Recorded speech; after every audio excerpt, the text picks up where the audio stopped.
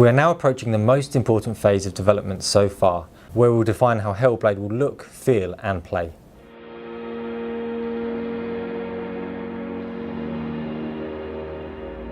The goal is to create a small section of the game, about 10 to 15 minutes in length, to a near finished standard.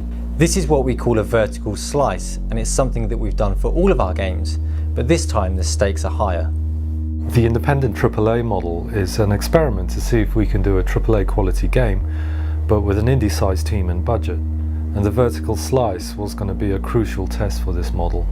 So far we've worked out new ways of working for every part of the game. We had a test scene we shot in our capture studio, the basics of our combat engine up and running. We had an idea of how to build the world in Helheim, some music recorded by Andy LaPlaga, and an approach for creating enemies. Making them all work together in gameplay would be a major challenge.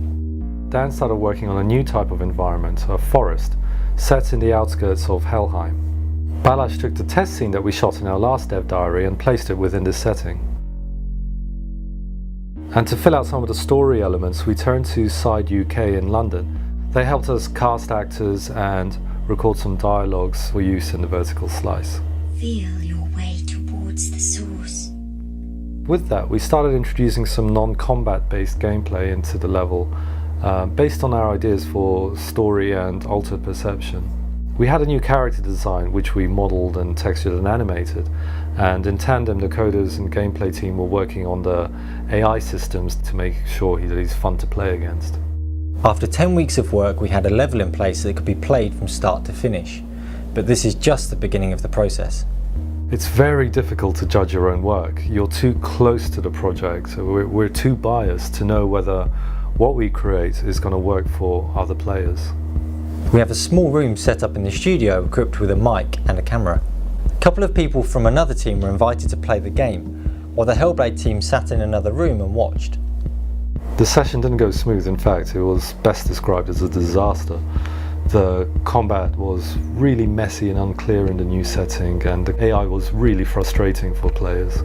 The level was described as too small, too linear, too awkward to navigate, and yet despite this, people were still getting lost.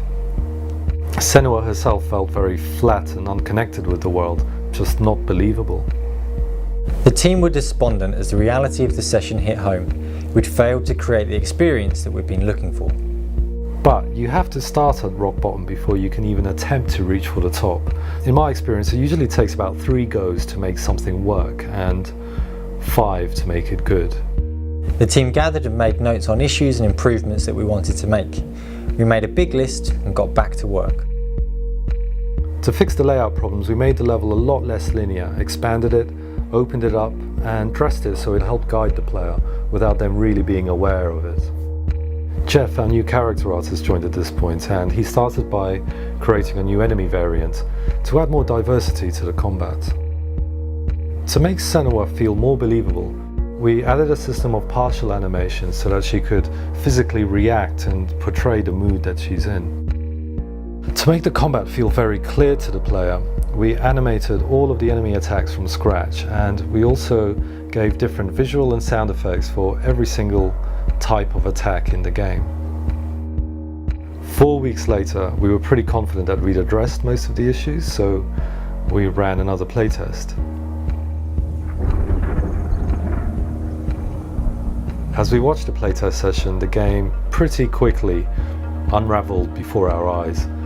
Now, it wasn't as bad as the last time, so at least we knew we were going in the right direction, but it was clear we still had a lot of work to do.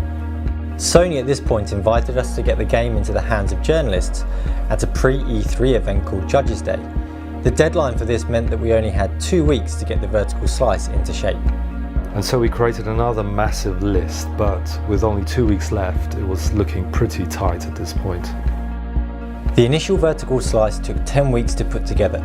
The second pass took 4 weeks, and the third, 2 weeks.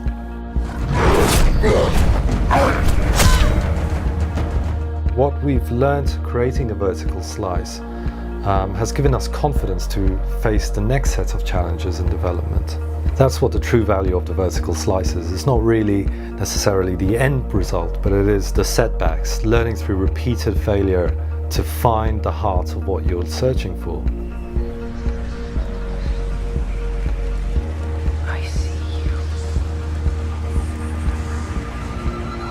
The final playtest of the vertical slice will be in the hands of the journalists at Judges' Day.